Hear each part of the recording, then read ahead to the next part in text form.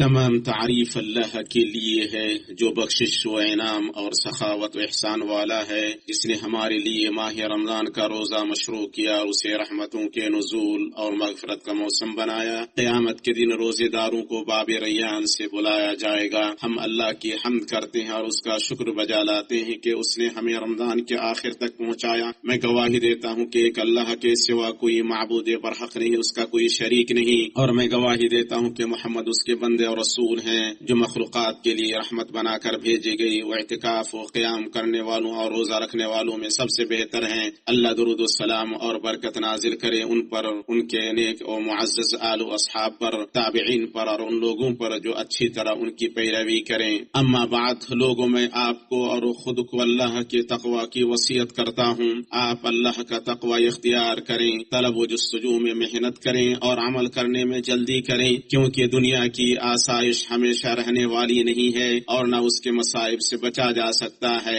رکاوٹ بننے والا دھوکہ اور ناپائیدار سہارا ہے۔ آپ اپنی عمر کو نیک اعمال میں لگائیں۔ راتیں اور دن کتنی تیزی سے گزر رہے ہیں اور مہینے اور سال کتنی جلدی ختم ہو رہے ہیں۔ مواقع ہاتھ سے جا رہے ہیں۔ موت کا وقت مقرر ہے، رہائش محدود ہے اور دن گنے چنے ہیں۔ ہر شے کا مقررہ وقت ہے۔ آپ رخت سفر لے لیں اور سب سے بہتر رخت سفر تقوی ہے۔ مومنوں، یہ دیکھیں رمضان رخصت ہونے کو ہے، وہ ختم ہونے کے قریب ہے اور اس کے کوچ کرنے کا وقت آ گیا ہے۔ اس کے قدم کتنے تیز ہیں اور اس کی مدت کتنی مختصر ہے۔ کل ہم نے خوشی اور شوق سے اس کا خیر مقدم کیا اور آج ہم آنسو بھری آنکھوں سے اس سے الوداع کہہ رہے ہیں۔ سو وہ حضرات جو دوڑ میں تھے، جدائی کا وقت آ گیا ہے۔ جو پچھلے دنوں میں اچھا عمل کرنے والا تھا وہ باقی وقتوں میں اچھا عمل کرے، اور جو کوتاہی کرنے والا تھا تو توبہ کا دروازہ کھلا ہے اور اللہ کا فضل اس کے بندوں پر جاری ہے۔ وہ طاعتوں کی طرف جلدی کرے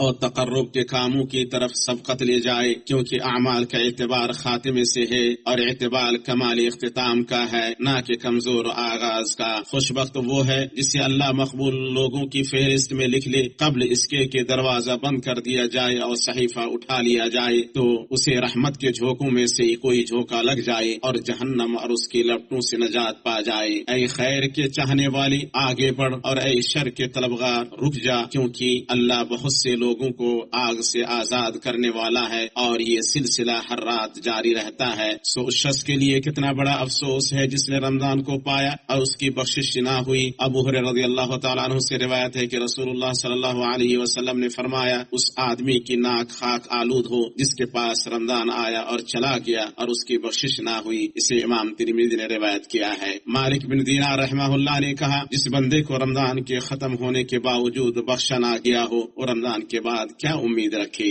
اللہ کے بندو، رمضان کے آخر میں اپنے دلوں پر نظر رکھو اور ان کی خبر لو۔ اگر ان میں اطاعت کی تڑپ محسوس کرو تو اللہ کی حمد کرو، یہ قبولیت کی علامت ہے۔ اگر ان میں سستی اور غفلت پاؤ تو اپنے نفس پر ماتم کرو اور آنسو بہاؤ اور خود کا محاسبہ کرو قبل اس کے کہ تمہارا محاسبہ کیا جائے۔ سلف صالح نے رمضان کی عظمت کو جانا، اس لیے اس کے ملنے سے خوش ہوتے اور اس کی جدائی پر روتے اور ڈرتے کہ ایسا نہ ہو کہ ان سے قبول نہ کیا جائے۔ اللہ تعالیٰ نے فرمایا، اور جو لوگ جو کچھ دیتے ہیں اور ان کے دل کپ کپاتے ہیں کہ وہ اپنے رب کی طرف لوٹنے والے ہیں، کیا ہی بہتر ہیں وہ لوگ جن کی عید اعمال کی قبولیت ہو، جن کا مقصد معزز ترین آرزو ہو اور جن کے احوال کمال پر جاری و ساری ہوں۔ علی بن ابی طالب رضی اللہ تعالی عنہ نے کہا، تم عمل سے زیادہ قبولیت عمل کی فکر کرو۔ کیا تم نے اللہ کا فرمان نہیں سنا؟ بے شک اللہ متقین ہی سے قبول فرماتا ہے۔ اللہ تم پر رحم کرے۔ سنو، نیک عمل کی قبولیت کی نشانیوں میں سے نیکی کے بعد نیکی انجام دینا اور طاعت پر قائم رہنا ہے، کیونکہ عبادت پر ثابت قدمی اللہ کی طرف رجوع کرنے والوں کی خصوصیات اور اللہ کے لیے یکسوئی برتنے والوں کی صفات میں سے ہے۔ اس لیے جب موسم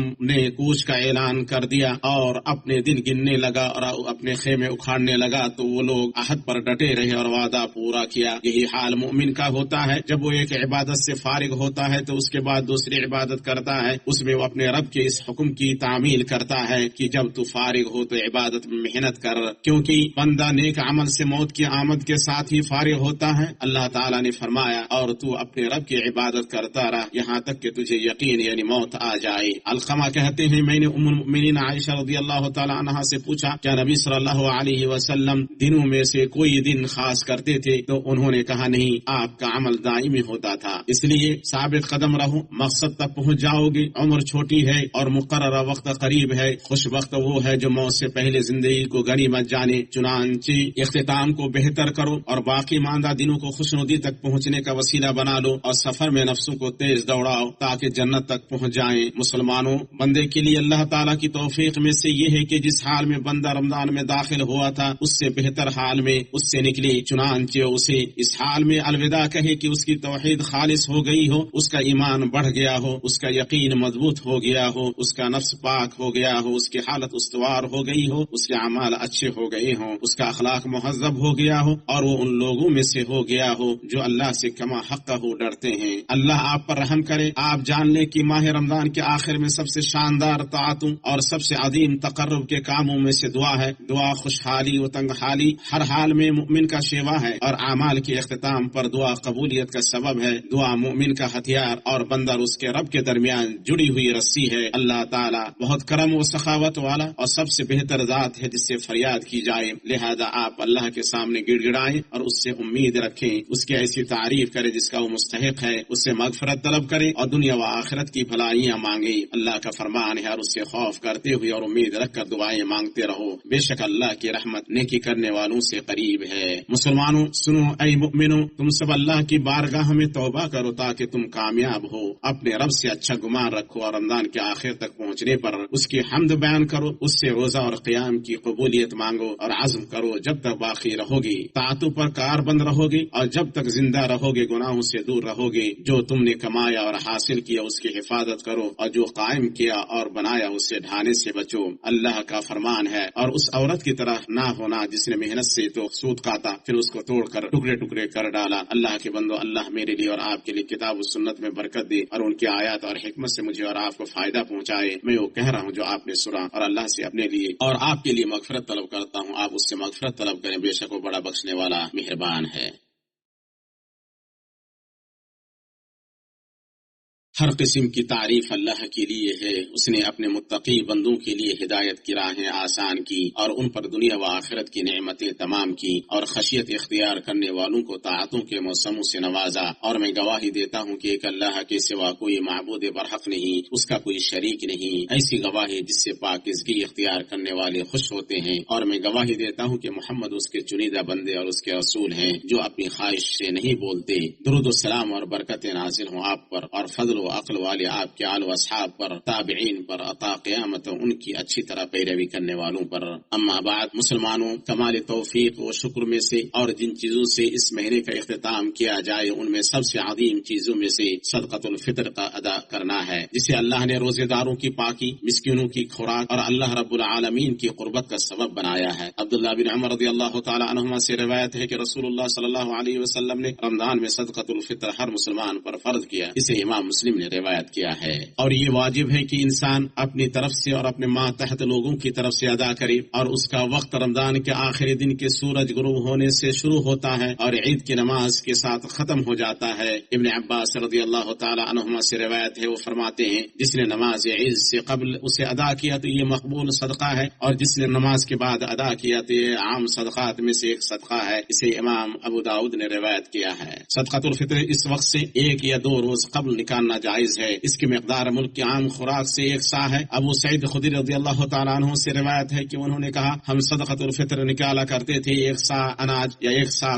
جو یا 1 سا کھجور یا 1 سا پنیر یا 1 سا کشمش، متفق علیہ۔ اسے خوشی خوشی ادا کرو اور بغیر کسی کمی کے پورا نکالو، اور وہ اناج اختیار کرو جو سب سے پاکیزہ، سب سے اچھا اور فقیروں کے لیے سب سے نفع بخش ہو۔ مومنوں، اللہ کی تعظیم اور ہدایت و توفیق پر اس کی شکر گزاری کے لیے عید کی رات اور اس کی صبح تکبیر کہنا مشروع ہے۔ اللہ تعالیٰ کا فرمان ہے، وہ چاہتا ہے کہ تم گنتی پوری کر لو اور اللہ تعالیٰ کی دی ہوئی ہدایت پر اس کی کبریائی بیان کرو اور اس کا شکر کرو۔ اللہ کے بندو، جان لو کہ عید کی نماز دین کے شعائر میں سے ہے، اسے مسلمانوں کے ساتھ ادا کرو۔ اس نماز کے لیے خوشبو لگا کر زیب و زینت اختیار کر کے نکلو اور اپنے ساتھ اپنے بچوں عورتوں کو لے کر نکلو۔ عید کی نماز کے لیے نکلنے سے قبل عید الفطر کے دن کچھ کھانا سنت ہے۔ انس بن مالک رضی اللہ تعالی عنہ سے روایت ہے، انہوں نے کہا اللہ کے رسول صلی اللہ علیہ وسلم عید الفطر کے دن نہیں نکلتے تھے، یہاں تک کہ چند کھجوریں کھا لیتے تھے. آپ صلی اللہ علیہ وسلم طاق عدد میں کھجوریں کھاتے تھے. اسے امام بخاری نے روایت کیا ہے. اللہ سے قبولیت اور اچھے خاتمے کی دعا کرو. عید میں خوشی ظاہر کرو کہ روزے داروں کی دو خوشیاں ہیں،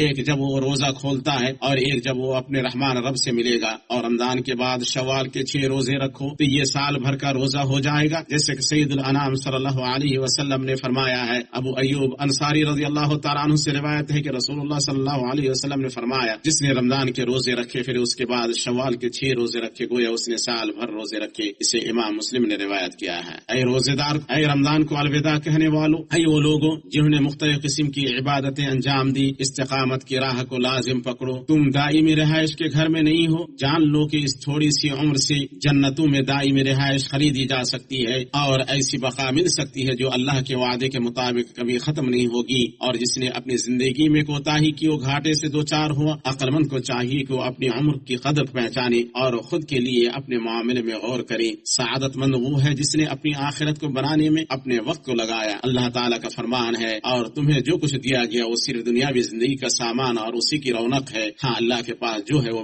بہت ہی بہتر اور دیرپا ہے. اللہ کے بندو، مخلوقات میں سب سے بہتر ہستی اور سب سے افضل انسان پر درود و سلام بھیجو، جیسا کہ اللہ تعالیٰ نے اپنی معزز کتاب میں تمہیں حکم دیا ہے. اللہ کا فرمان ہے، بے شک اللہ اور اس کے فرشتے اس نبی پر درود بھیجتے ہیں. اے ایمان والو، تم بھی ان پر درود بھیجو اور خوب سلام پڑھتے رہا کرو. اے اللہ، اپنے بندے اور رسول امین پر اور ان کی طاہر اور مطہر آل پر، ان کی بیویوں امہات المؤمنین پر درود و سلام نازل فرما. اے اللہ، چاروں خلفاء راشدین اور تمام صحابہ و تابعین سے راضی ہو جا اور ان لوگوں سے راضی ہو جا جو قیامت تک اچھی طرح سے ان کی پیروی کریں، اور ان کے ساتھ ساتھ ہم سے بھی راضی ہو جا اپنے عفو و کرم اور احسان سے. اے اکرم الاکرمین. تمام